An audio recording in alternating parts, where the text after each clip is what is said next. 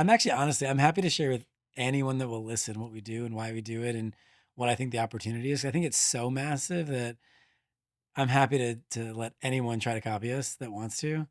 I think the world needs more antlers, not less. And so like if they want to, meet and get into the weeds of like what's the secret sauce, like by all means, like let's create more opportunities for more founders. Just yeah. I mean, Antler is the most active investor in the past 2 years, I think, in the early stage. So it's pretty Yeah. cool, and the network is growing. But people ask me, Yeah. like, I think a year ago, people were like Antler. Now everybody's like, oh, Antler. I Yeah. heard about Antler. Like It's global changed. network. Yeah, I it's did this changed. thing when I first started, when I would get in front of a room. How many of you have heard of Antler? And show of hands. And I've done that for 4 years now. And the percentage of hands in the room has gone from like 10% to 90%. So it's like, okay, people know about us. It's starting to work a little bit, starting to be well known. Um, I don't love the most active annotation because it doesn't scream, selectivity. But interestingly, we only invest in 0.3% of founders who apply. And so the funnel is just massive, right? We're seeing over 165,000 founders a year apply. Wow. And so when you're the most active, people are like, oh, you must be doing too many deals. But we have 30 offices around the world. We have, hundreds of thousands of founders applying. We're going to make a lot of investments from that and still be the most selective firm on the planet. So, Yeah, and it's definitely like that because it's the strategy is definitely not spray and pray. And yeah. what I really love about Antler, and when people asking me questions comparing to other programs, Hmm. what I really love about Antler is that it's kind of reverse the process, Yeah. right? It's you're not getting money just for your idea. You actually evaluate founders. You invite them to the residency where you work with them, you help them to find other founders, which is super important. I didn't realize that before I came to Antler because I think I'm blessed that I have always people with me Yeah. who are like have complementary skills to Yeah. help me to build ideas, to make ideas in reality, right? Yeah. And I think like huge benefit of Antler that from both founders and investor perspective that through the residency you can find a founder, co-founder if you're Mhm. looking for one, and for investor perspective you have ability to actually engage in a real Yeah. conversations with founders, help them see who's actually building Yeah. something, and they're staying in the loop and you actually selecting like a small group. I think Yeah. from our cohort there was like 4,000 applications and you invested in like 10 companies or Yeah. Something something crazy like like that. that. I think that co-founders are not just the people you split the cap table with. It's all the people you surround yourself with who like introduce you to customers, introduce you to investors, help you through the hard moments. And so when you put a room of 120 founders together, we're only investing in a fraction of that, a tiny percentage of those people. But as a founder, you get the opportunity to be around all these people that are going to go 6 or 7 days a week. And so you start to find your sixth gear, you start to create leverage, you start to like look forward to going to work and like not want to go home at night. And so it creates this, okay, this is what building a venture speed company is like. And there's a lot of people around me doing it. I don't feel as crazy. It's not as lonely. It's not as exhausting. And I'm getting the leverage of all their networks. And so we're trying to create that for founders because you should also have the opportunity to decide, do I want to get on the venture treadmill? Do I want to build a venture backed business, a debt backed business, a bootstrap business? What kind of governance do I want? And so there's this moment when you're in inception where you're also evaluating us, and it's fine for me if founders want to walk away. And so that premise where we get to come together and evaluate each other and decide how we want to spend time together and what we want to do is really important. I think it's healthy for founders and allows us to obviously only invest in the best, like yourself. Yeah, I actually want to chime in a little here. I think it's also super helpful to those founders who select into the residency. I think you mentioned a very important thing that not every business idea is venture Right. backable, right? Yeah. And it's really like really great way to help founders is Yeah. actually to tell them like, hey, this is a great business idea, Yeah. but it's not like venture idea. Right. Maybe you don't need to take money Right. like venture capital, just build business or Sometimes they think they're supposed to, or it's like something required, but it's not. There's lots of opportunities, lots of ways to build a business and raise money. But I don't know. Let's talk about you. You've built companies. You've raised money for what, $4 or $5 million previous ventures. You've done it before, and so you know what you're getting into. You know the route you want to go. Tell us about yourself. Hi, everyone. There you go. My name is Igor. I'm a CEO of a company called Aparti. We were building AI automation of financial and legal documents for family law firms. And I'm here together with Jeff. Jeff Becker, general partner at Antler, and proud to be the first investor in Aparti. Yeah, we're very proud to have you as a first investor as well in our company. And coming back to your question, I did build a couple companies before. Yeah. I have sold one of them. It was a chain of technological fitness studios, Yeah. but it wasn't venture backed. It was actually just a business, as we discussed earlier. My previous startup, we built a social investing platform to help Gen Zs and Gen Alpha Yeah. to invest more intelligently. So it's like, but it was a really crazy way. It was TikTok together with Robinhood, Yeah. where you scroll through the feed, you have posts from financial influencers about financial literacy, or like, hey, this is the stock I heard of, like, etc. And then every trade that's happening through the platform was publicly available. Yep. So your feed is financial literacy Yeah. or actual investments of other people. So trading competitions, leaderboards, and on top of this thing, we build an investment advisory business. Yeah. So let's say, Jeff, we know already that you're a fantastic investor. You know, 10 years for sure. We hope so. Not bought, but Yeah. and at the same time, you invest your portfolio is like 40% up. Yeah. And then I go through the leaderboard. I'm like, oh, Jeff, I know Jeff. Mm-hmm. His portfolio is amazing, and I can automatically copy trade your portfolio and invest together with you through SEC registered investment advisory vehicle. Yeah, we raised $4.5 million. It was a hell of a journey. Unfortunately, we had to shut down the business. I think important part of startup, especially venture-backed startup, is timing. Yeah. I think if we started company a year earlier, we would have succeed to go through this death valley, how they call it, right? The moment between like when you found product market fit and you have enough traction to raise, and you need to survive through this period sometimes. Very real. So you built so multiple companies, you've raised money, you're at it again though. So you must have learned some things, developed some conviction, decided that you wanted to get into the thick of it again. Why? Yeah, it's so painful. Yeah. Dude, Right? it's I think my personal why, because I had to close the business. It was a very tough decision for me to make. Oh, is it? And I think it was like my company was integrated in myself.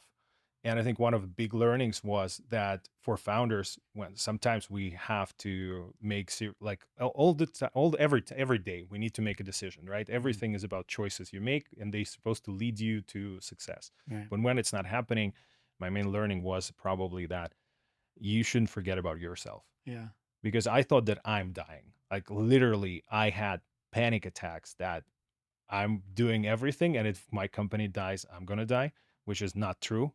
It's still going to be very painful if you have to close the business. But main learnings is that you build business, it's blended into your life, but it's not just you. You need to take care of yourself, which is actually, I see a lot of founders don't pay enough attention to this. You need to take care of yourself and your people you're building the business with, so you have power and mind capacity to actually be creative and find solutions in the most complex situations, right? It's one of the things. I think another is, don't be afraid to go to your investors and advisors and say that you have problems, because they're the first people who are going to come and try to help you if they can. You can go after advice. Don't because also you can go to LinkedIn. Everybody's like, oh, my learnings, 5 years doing this. I am just success. That's my success is my second name. Dude, it's not true. It's not true. If you're building a company, you're just like constantly failing. It's so performative, right? Everyone wants to project this. It's amazing and it's easy, and I raised this huge round. It's not the case ever, right? It's not easy. Some people make it look easy, but they're putting in the work for sure. I've seen it behind the curtain, and you have too, and you see it. Yeah. So, but to the main question, why at it again? Like, why dig back in and say, hey, I'm going to go build another time and subject myself to this like heart pounding, I might die if I don't succeed kind of feeling. Yeah, I think it's like this natural desire to build and to win, Yeah. because I think I kind of lost, and I want to succeed. And I found a great market opportunity, which unfortunately, in our startup, few of founders are familiar with the process of we're building in a family law space, and it's a divorce where we're starting with, and we know the divorce sucks, Hmm. and it's super painful. And I personally think it shouldn't be that painful. And being a founder, right, a serial entrepreneur, Yeah. you see inefficiencies, and you can actually help and make lives better of millions of people. And we're talking, like, in our case, 1 million couples that are going through divorce every year. Hmm. And it's actually more, because not every state reports this information. And right team, right timing, right? For my previous startup, it wasn't right timing. Yeah. And when all of these things were like put together, and then I gave myself time to reflect, to restart everything, and I felt this like feeling that I need to build this, that it needs to exist, and I'm ready to do that, and I'm ready to get back into and to back grinding and building. And I think it's just like natural desire. It's great. I mean, that's what I saw at Antler, right? The resilience is it's something that you need to underwrite as an investor. So you need to understand, what have they been through in their life, what personal challenges they've been through, be it divorce, be it shutting down a company. How do they persist through that? How do they bring energy to the day after and the day after and the day after? And you want to underwrite people that are never going to give up. You want to find people that know what it takes to build. So they're going in somewhat eyes wide open, but also know where to spend time and where not to. And so, you have these unique experiences, but also the work ethic and the competitive nature. And you see that across not just you, but the other two people on your team. And there's this mini culture that was being built, and this compounding of hard work and competitiveness. And you could just see it getting more clear as the days went on. Who are we? What are we going to be? Who are we going to sell to? What do we build first? And at least in the role that I've got at Antler, watching people build week after week before we invest, seeing you guys do that and run circles around people and create a lot of progress, that's something that you're like, I need to be a part of that.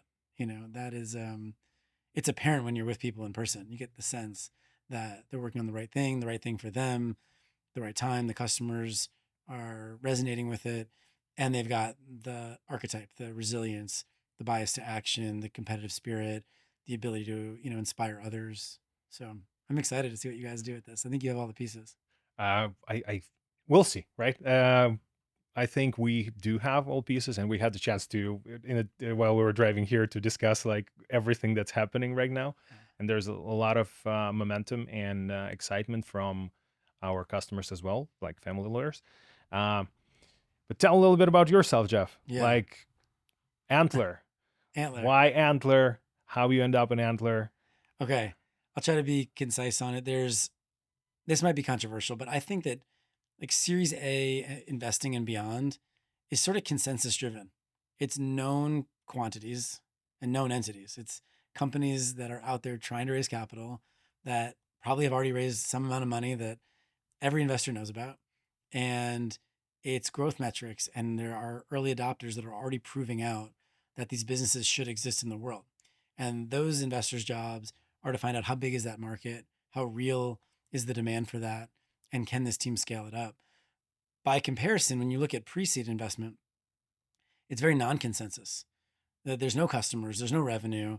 You're not sure whether or not the team has what it takes, because there's no demonstrable result to look at on that new project they're on, whether they're a former founder or not.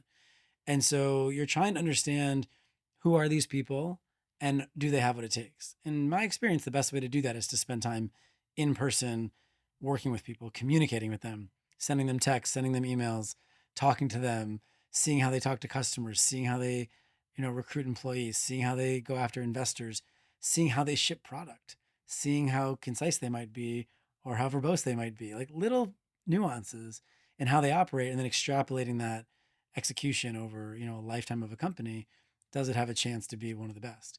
And so at Antler, we're working with people in person to do that non-consensus underwriting of the team first, with the belief that if you find the outlier people, that they will find their way into building something meaningful. Um, I think that the unique part about that I love is that when you're that early, it's so clear.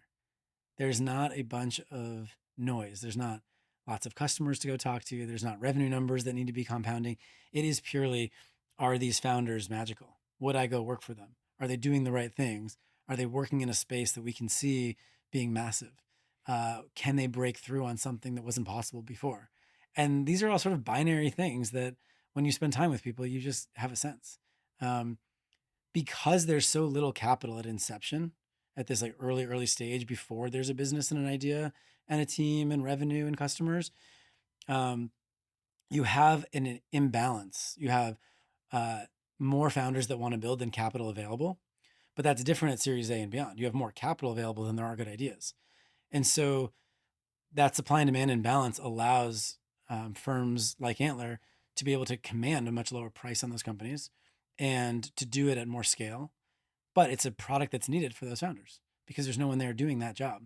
There's no one there inviting 100 people into their office and working with them every day and saying, you know what, even though nothing is figured out, I am going to give you $500,000 to go do it. And that's the product we want to create, a product that's one step upstream of acceleration, one step upstream of seed investing, because there are so many talented people like yourself that have done it before, have the right team in place, are onto the right thing, but the product still needs to get built and revenue still needs to be generated before someone else will take a bet. Um, this is the problem in venture. Most of the founders at inception don't have enough traction to get funding, and they don't have enough funding to get traction. And so you got to create something in that ecosystem to serve those people. Yeah, absolutely. That's actually a classic question that I'm getting from other founders or Yeah. people who want to start the companies Yeah. or something like, okay, we came there. I don't have anything. What should I do? Yeah. Can you help me? Where to find resources or something? And uh, like as other acceleration programs, you need to have already like some traction, solid like something where traction and everything, where like there are nothing before Antler. I never seen it. And I'm like building in the venture space for the last 6 years. Yeah. Nothing like Antler who can actually do in the opposite situation, right? You invite people to come and help them evaluate ideas, and then like, okay, I believe in you, and that's what I tell all the time. Like, first, initially, people will invest in you. And That's it. what I really loved in Antler is how you're helping founders who actually building venture backable startups to sell them.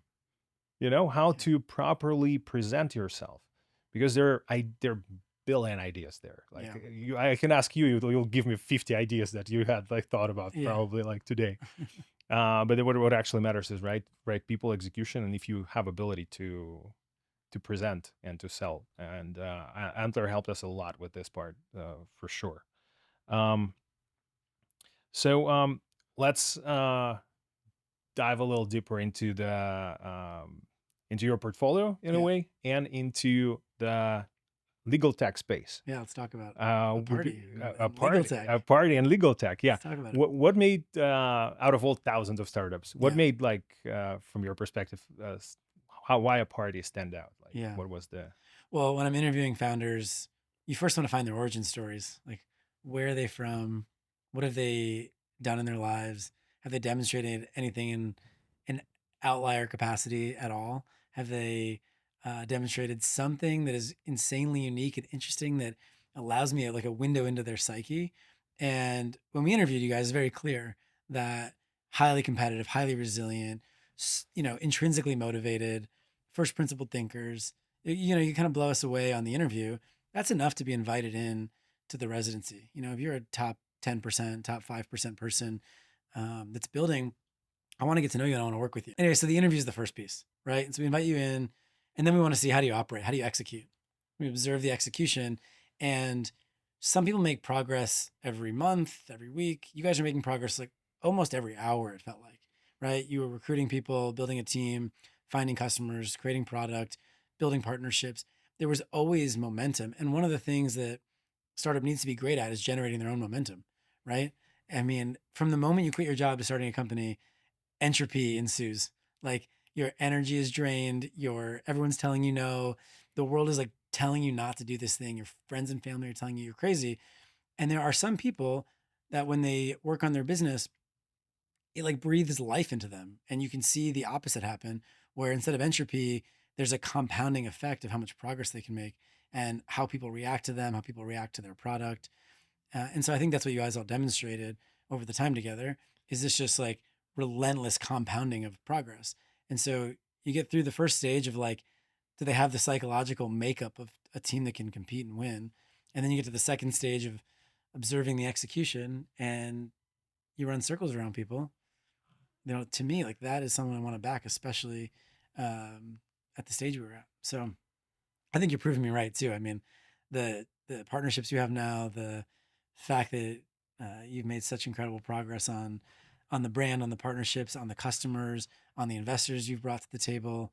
Um, there's a lot of good stuff happening. I'm not sure how much I should share, but it's Uh, impressive. we have some stuff that we publicly share on LinkedIn. Yeah, But I'll tell you something about our residency experience. yeah, The major thing that me and my co-founders, I have yeah, fantastic co-founders. I have Anna, who has like 15 years of experience building products for like Fortune 500 companies like Thomson Reuters. She worked in top YC unicorns and building AI products.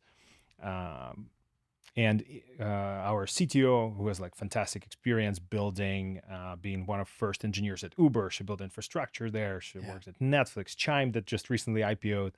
yeah. Ingrid, and Anger's your secret weapon. yeah, oh, she definitely is. The when she's in the flow, Yeah. it's just I don't know if you've seen the show Mythic Quest. No. Yeah. Yeah. Of course. Yeah, there's Poppy, Yeah. and she's saying like She's you're Ian. Ian, I'm a Poppy, and she's like she's just wearing the hoodie, and Yeah. we work often from one place. We're like Yeah. either we almost have a hacker house or something Yeah. like that. We get all together, and she's just zoned out. I love it. She's like next day she walks out of her cave. Yeah. She's like, so I work till 4 a.m. We're like, okay, we see, Yeah. because you see the product and the development, Yeah. and It's moving fast. yeah, it's going pretty good. Um, but yeah, our we were discussing this because I have experience building startups. Yeah. They're corporate girls Yeah. who are getting into this. I mean, Ingrid's experience in startups being early, right? But Yeah. at a different scale. It's totally different game than Right. when you're just starting. They're like, okay, we're too active. They probably hate us. I'm like, hey, chill out. We need to do what we need to do. We just work, and we being active is not bad. Yeah. Let's just ask questions. We want to be proactive, and that's how we're Yeah. going to build. And they're like, yep. I And think then that's it. I mean, Brian Armstrong says action creates information. It's like you just got to ship every day, talk to customers, learn as much as you can, and just get bounced around the world a little bit and make good decisions as you do, and like sharpen the product, sharpen the focus. You should probably tell people what a party is and what you're building. yeah, for That might be good context for people watching. yeah. For some reason I thought we already Yeah. mentioned this, but yeah. So what we're building is that we'll learn, as I mentioned before, that divorce sucks, and Yeah. when you're going through this process, there both parties suffer. The clients, obviously, who are going through divorce process, but also lawyers. When we talk to lawyers, they spend enormous amount of hours on admin work instead of new term that we learn, lawyering. Lawyering. Yeah, and they're frustrated that there is no solution for them, which kind of unifies all the little tools that they're looking for. Yeah. And we started with initial intake part. If you remember when we just joined Antler, idea was that we're going to build a DIY solution Yeah. for B2C, and we went crazy viral on Twitter, like 400,000 Yeah. views in 48 hours. Yeah. With divorce as a service. Yeah. What's it going to cost me to get divorced? Yeah. You know, everyone's just get. I'm just curious. Yeah. What's it going to cost?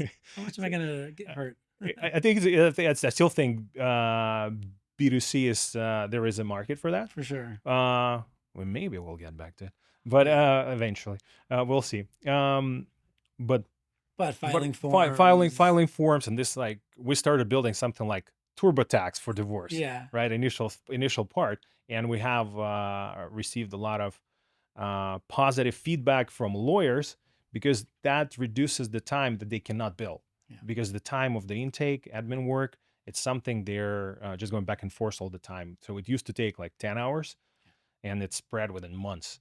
Now with our conversational empathetic AI, it we're just this time to like 1 hour, and the client can go just back and forth. So then we realized that, okay, we can actually help lawyers and get them to be more like, I don't like the word efficient, mhm, but have more time, unlock time for them that they can actually monetize and spend helping people yeah. rather than doing this admin There's so much stuff. rote work of just uh, filing paperwork, figuring out the accounting, all this stuff that is hands-on keyboard work that needs to be paid attention to, but is now possible to be automated. And so, can you get someone onboarded? Can you help understand their situation, both legally and financially? Can you get it to a place where we can start working on the how do we get this thing done, as opposed to the months of what's it going to take to get this thing done? Yeah. And I was shocked to learn. Uh, I'm not married or divorced, but I was shocked to learn as I got deeper into the problem that people are spending millions of dollars getting divorced. Like Yeah. the numbers were mind blowing. Yeah, we have like an internal leaderboard now on how much people spend on divorce, on lawyers, etc. So we have a guy who spent $5 million, Oh my and then everything below, right? god. Three, one, couple 100,000. Like our CTO spent $300,000 on her divorce. But what's crazy right now, that everything is super manual, as you mentioned, right? You have a stack of documents that you need to fill out, Mhm. but this is the same stack of documents that the lawyer needs to fill out together with you, Yeah. and he or she cannot charge you for the whole thing. It's just like they will charge partially, and then there's time that they have to spend, and they cannot like do their main job. And what we learned, it was insane. If you go further, so we built this conversational AI that helps with initial intake. You go answer a couple questions, and you have initial forms pre-filled ready for to file for the courts, or court-ready documents. But then there's an asset division aspect, right? Which was the thing that we realized is even more painful for everybody, is that the asset division aspect, super manual. You have to download all of your bank statements, all the assets, etc., and then the lawyer actually transferring this and passing it over to accountants, and then accountants charge you separately from the whole process. And they're doing this manual, like literally taking your transactions, highlighting them. My gosh. I just had a call with CTO of one legal tech company Hmm. who's going through divorce, and he's like, I was on a call with my lawyer, and I'm talking about last week. He's like, I was on a call with a lawyer, and he literally took a napkin, lawyer on another side, and wrote down the Oh my asset division, like this is how we're gonna do that, something like that. Put it aside, and then he's like, we had a call months after. He's like, and lawyer says, do you remember the napkin? And shows him napkin that he wrote the whole scheme 1 month after. And so this process is super manual. And what we're building now, we call it Asset Division Engine. God. Hmm. It will help lawyers with predictability of the outcomes of the divorce, and help them with our settlement simulator to have different outcomes of the divorce, different scenarios. We're building our own model, right? We're training it on 140,000 California divorce cases. We signed already 9 design partners for like family lawyers, and we use their data to train model to build and tailor product specifically for them. Yeah, it's So amazing. that's Aparti, like almost operational system for family lawyers. And Yeah. there's no end-to-end so far solution where a lawyer can pass the link to a client with the intake, get the dashboard, everybody see where they're in the progress, they can see a schedule of the courts, and all in one place. Yeah. You mentioned the word legal tech. You're talking about a legal tech CEO. Legal tech used to be like a bad word in venture capital. Like, oh, we can't sell to lawyers. They can't procure. They can't use technology. And, there were some major failures in legal tech. But earlier in the conversation, you mentioned timing as well. And I think what's interesting in legal tech right now is you have this moment where things like ChatGPT took AI mainstream. So whether or not you're a lawyer, you're using some version of AI in your life. Your kids are using it at school. It's infiltrating the everyday. And then you have these guys and girls that are graduating college that are coming into the law firms, doing their schoolwork using AI. So now it's part of their workflow and how they think about operating. They're not going to do their job without it. And then you also have, we're about a couple of years into some companies that are actually doing an amazing job as legal tech firms that have proven you can fundraise, proven you can distribute. Harvey, Legora, Crosby, they're proving that law firms are now ready to buy and adopt this sort of technology. So where legal tech was a bad word 5 years ago in venture capital, hard to scale, hard to distribute, I think the tide has really shifted on that. And you're seeing a new generation of lawyers, a new adoption of technology, and you're seeing really archaic, painful processes across all segments of law, right? It could be document drafting, it could be discovery, but importantly, divorce is one of the most painful and expensive things people go through. And so it is inevitable in my mind that there will be systems and software that help people go through that. It will reduce the cost of the divorce. It'll reduce the amount of time lawyers spend figuring out how much it should cost and what the right division should be, what the right paperwork should be. And most importantly, it'll relieve the pain from the people going through it. Why would you want your divorce dragged out for 2 years or 3 years simply because there's no software and systems to help someone understand the puts and takes of signing all the paperwork and getting it behind you? And I think you guys said something to me, and I can't remember the quote, so you have to remind me. But it was something along the lines of the moment you decide you're getting divorced is the closest you will be to happiness versus what you've been going through in recent memory. It was sort of like it's a turning point, and what you want to do is pick them up on that turning point and get them to the place they want to be much faster and with less personal financial ruin. Yeah, that's true. Actually, some divorces end up in bankruptcy of both parties because it's just so there's like so much emotion in this process, and emotions often happen after our conversation and interviews with lawyers. Emotions are getting involved during the asset division because like splitting, like, oh, this is my favorite cup. Yeah. We literally had a story from a lawyer where the couple already agreed on everything, and there was just like a cup or some kind of china where they just like went crazy and they extended their divorce for another 6 months just to figure out this part because The it's one cup cost what them how much in it's legal fees? like half a year of legal fees Yeah. depending on the lawyer, right? It can Yeah. be hundreds of thousands of dollars, Yeah. maybe 20, 30,000, depends, right? But it's really what it is. Yeah. And you guys know it well because, importantly, when we invest, we want to see founder market fit. We want to see an appreciation and passion for the problem space.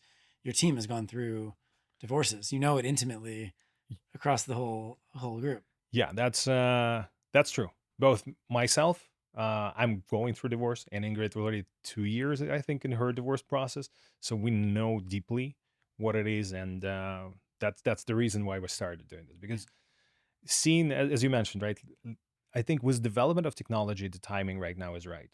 Because before it was impossible it was really hard.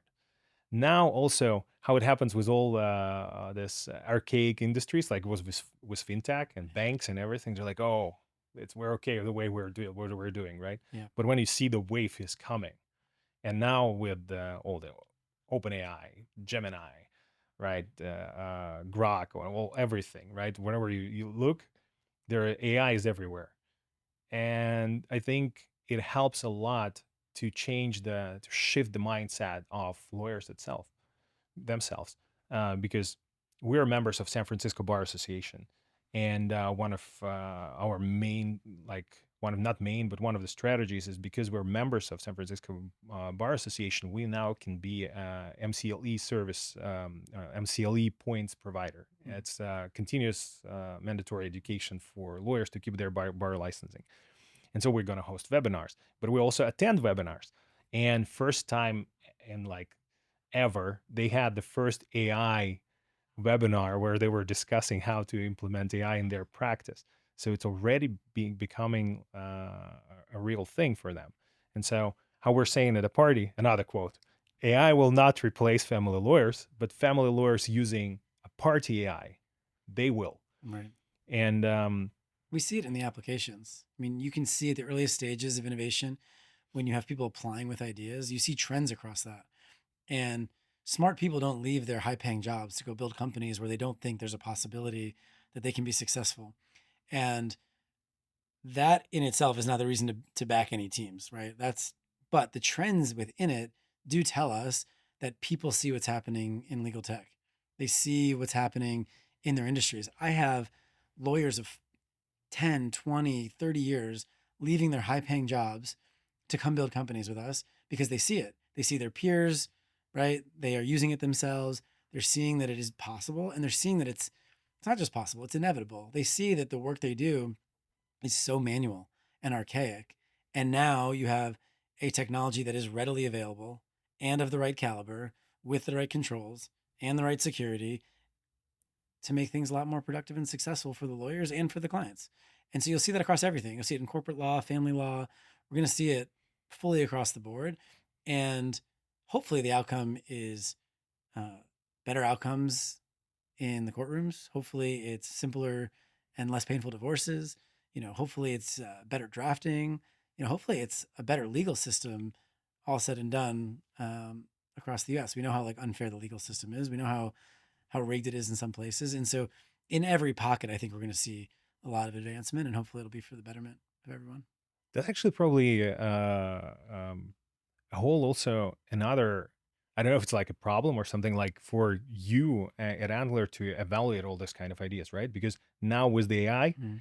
uh, everybody can build can build a product. Everybody can build an MVP or something. What are your thoughts on that? How to evaluate? Because I have a lot of founders who is asking me, like, right, how Antler, how can I come in or something? Yeah. How you look at this companies? What should be um, the approach for people? What would be your advice for somebody who has no tech background or has background and decided just to switch to building a startup?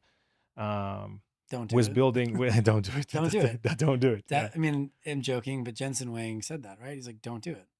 If people knew how hard it was, they wouldn't do it, and they shouldn't do it. Just because there's a gold rush on AI or a few years ago crypto doesn't mean you go jump in the deep end and try to swim with sharks. It better be something that you intrinsically really want to do with your life and your time. If you want to wake up every day with your heart pounding, feeling like I'm right? Is that how? I every day. I'll tell you. Yeah. I couldn't sleep today until 5:30 a.m. because I was thinking about all kind of things I need to do Yeah. and all kind of processes I need to check. I was filling out my to-do list, Yep. doing certain tasks, just not to miss anything. Every founder I know is insanely stressed out. There's a zillion things happening, and I think it's a Brian Chesky interview I saw. He's like, I wake up every morning with my heart pounding out of my chest. I spend the whole day calming myself down, reminding myself that it's going to work. We're doing the right things. We're on the right path. And then you go to bed and you wake up like Groundhog's Day and you're like, everything's on fire again. People shouldn't subject themselves to that unless they know something that other people don't, have conviction that other people don't, are willing to work harder than other people will. It's just a very hard, thankless, grueling thing to take on. And so, yeah, I don't think people should do it. That said, when they come and they see the opportunity to build a company, I think Antler's a great place for that because, like we said in the beginning, we're not investing up front. So that's an opportunity to come and see, do I have what it takes? Do I want to be in this sort of environment, in this culture, in this cadence, this sort of intensity that Silicon Valley requires in order to move at the speed you need for the best funds to back you? And some people thrive in that. And so to be in that environment where there's low risk, you're not taking money, you don't even have to incorporate, you can just come build and then decide along the way together. I think that's healthy for founders. Um, I would say don't go just chase a trend.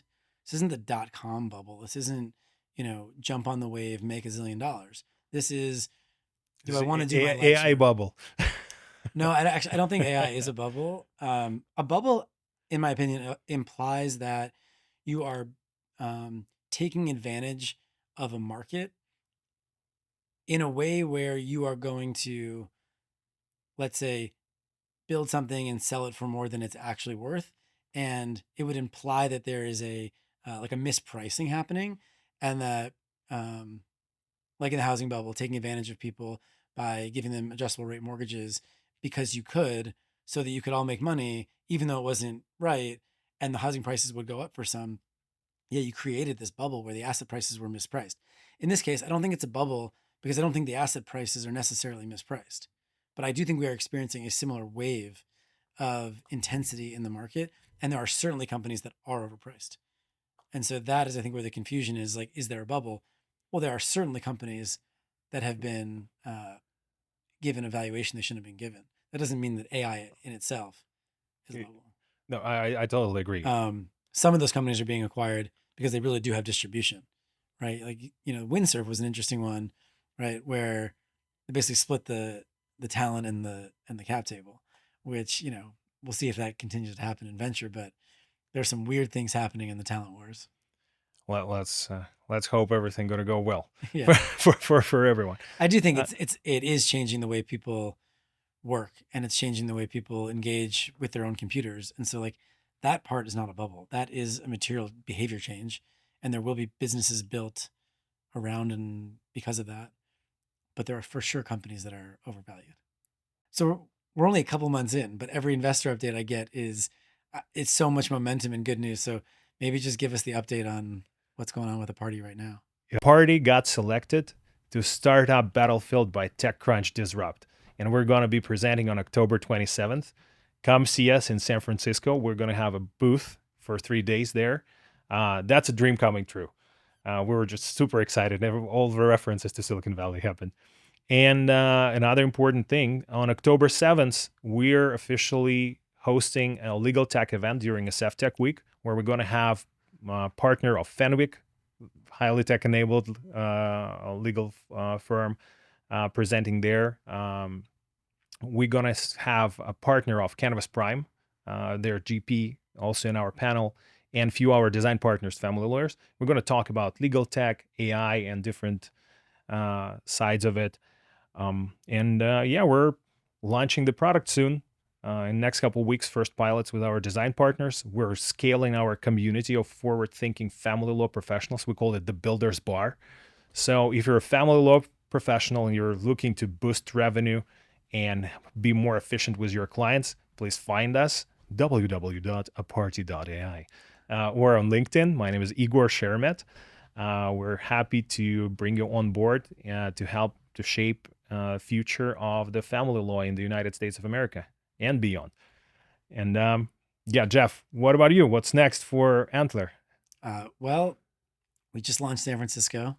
We're now in 30 cities around the world. That's incredibly exciting. We'll launch our first residency there in September. We will announce the close of our second US fund, which is not public information yet, but I can allude to it, and I'll share that later this year. I'm just excited to see the progress of our founders, to see progress that you're making, to see you participate in TechCrunch, Disrupt, and all across the portfolio, to see the rounds that are getting done and the progress that they're making. It's really not about me, it's about the founders. And so if there are people watching that are thinking about building a company, or that are in those early days and special kind of moments where they're trying to decide who my co-founder should be, what community and culture I should join so I can move fast and build quickly, and what investors I should work with, and trying to raise that first bit of friends and family money, I want to meet them. I want to talk to them. There are people out there underwriting actual human beings and execution, and not just ideas and resumes. And so there are plenty of overlooked founders and real competitors and people that are going to build incredible value in this world. And I want to meet them and give them a chance to work with us, and then back them before anyone else can see what we see. So definitely apply to Antler. Definitely send us amazing founders. And that's the headlines. 100%. I have a list of founders that I'm just evaluating first and then sending them to your direction. Yeah. Thank you so much, Jeff, for your time. Thank it was you. a great pleasure talking to you, man. It's an honor to even be on the cap table. So it's fun to do this, but I'm excited to see what Aparti builds.